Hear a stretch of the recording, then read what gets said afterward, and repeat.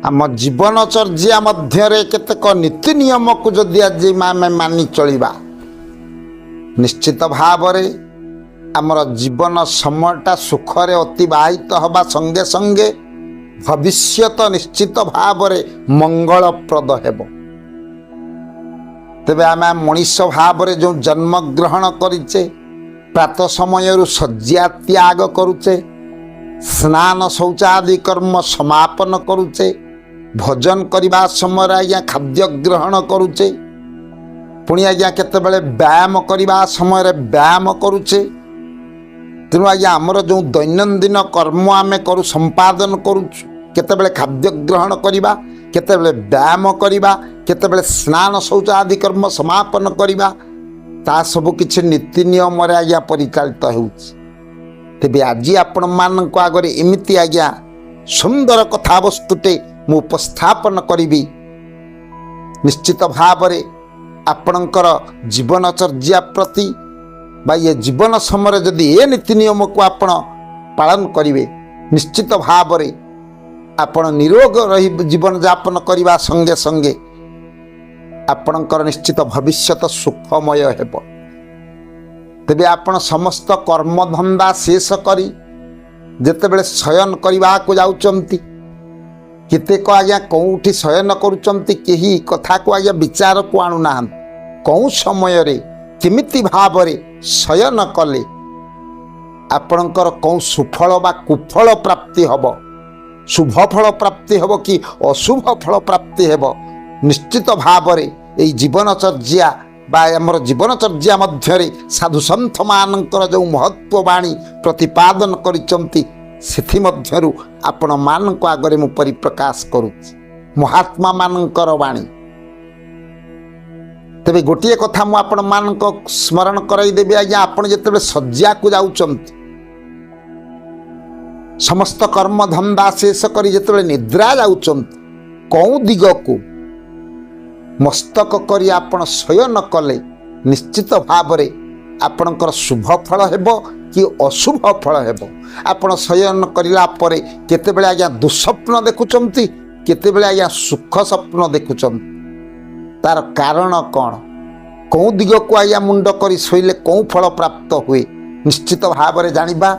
तार गुप्त रहस्य केमिति भाव कौ दिग को मस्तक करी आपण शोइबा उचित आसंतु जानिबा पुराण रहस्य माध्यम यार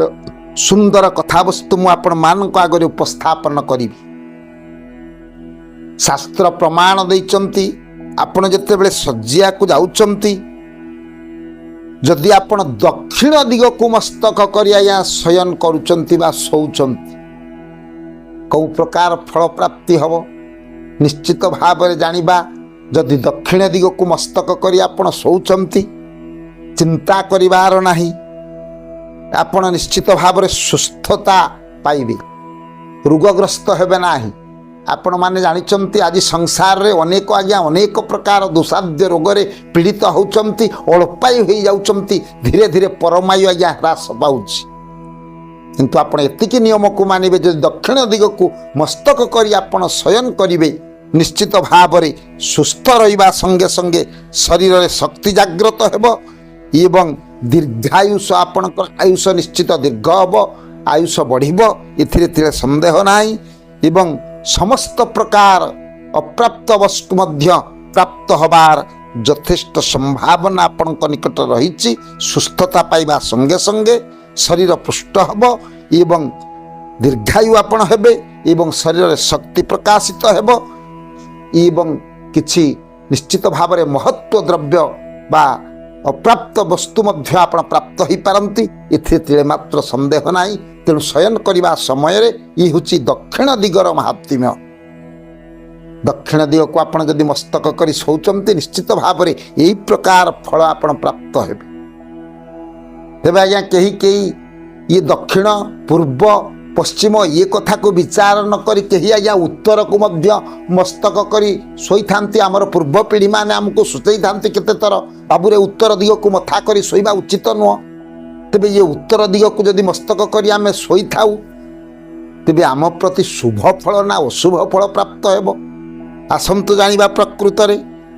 उत्तर दिग को जदि आप मस्तक कर शोचंती विश्राम नौचंती शज्या रे शोचंती शारीरिक क्षति आपण को निश्चित भाव में किछिटा रोगग्रस्त आपण हेबे शरीर अवसन्नता आसीब शारीरिक क्षति घटिब ये उत्तर दिग को जदि मस्तक कर आप शोथे आयुष कमिब धरतु आज्ञा मनीषर परमायु 120 थिला आज तो आम 50-60 मनीष निजर कर्म मुताबक आगुरी आज्ञा विदा होती कहीं 100 वर्ष मध्य जीवित अवस्था रही पारुना ता हूँ आमर कर्मानुसार फल किसी कर्म आमर त्रुटि रोचे तेणु ये मध्य गोटे प्रकार ये जो उत्तर दिग को जदि मस्तक करी कहीं शोई था शारीरिक क्षति घटवा संगे संगे आयुष धीरे धीरे कमी आसो आयुष हानि निश्चित भाव में हेब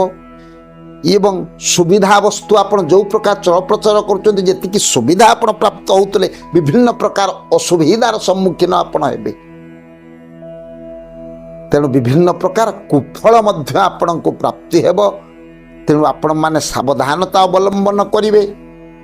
कहीं समय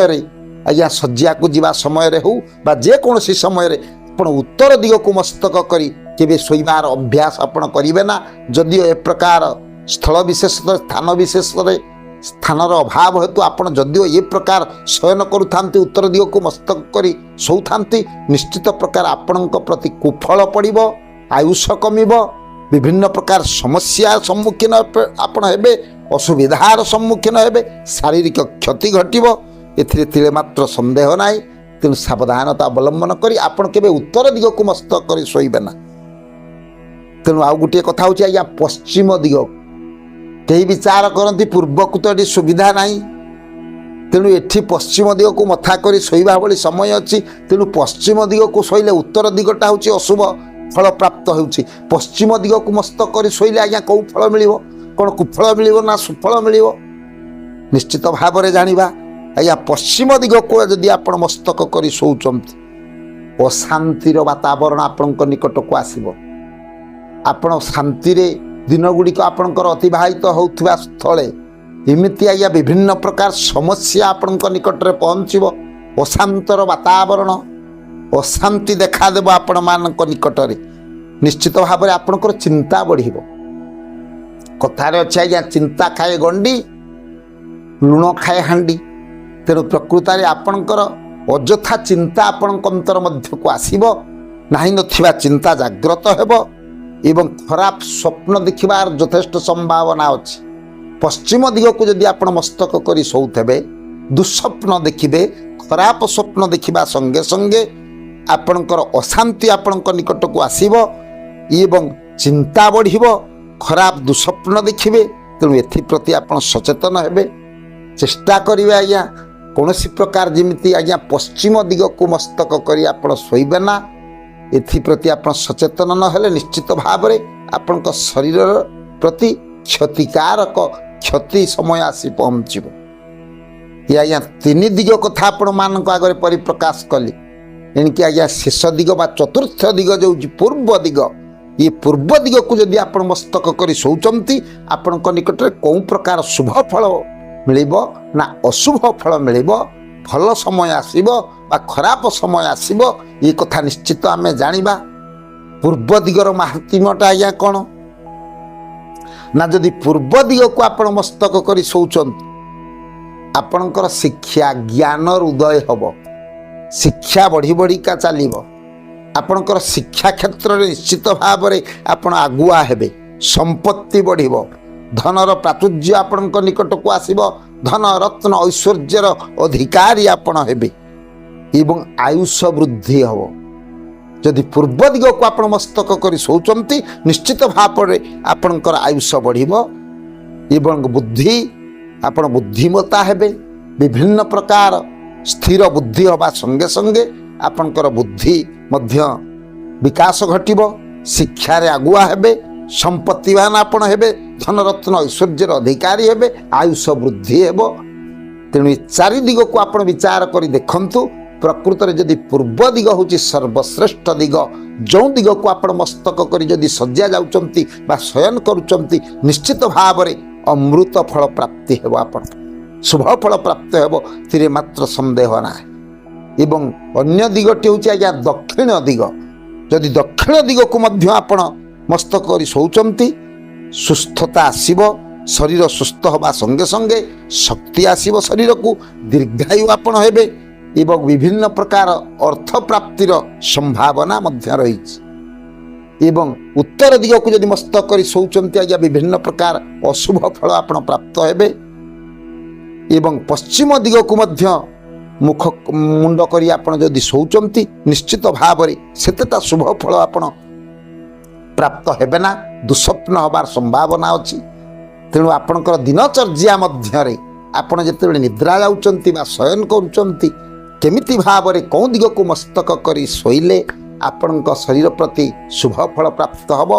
ଏବଂ ଆପଣ ଶୁଭ ଫଳର ଅଧିକାରୀ ହେବେ, ସେ କଥାବସ୍ତୁକୁ ଉପସ୍ଥାପନ କରି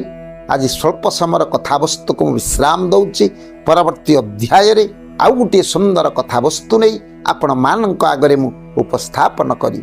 ସେ ସର୍ବେ ଭବନ୍ତୁ ସୁଖୀନଃ सर्वे सन्तु निरामयाः सर्वे भद्राणि पश्यन्तु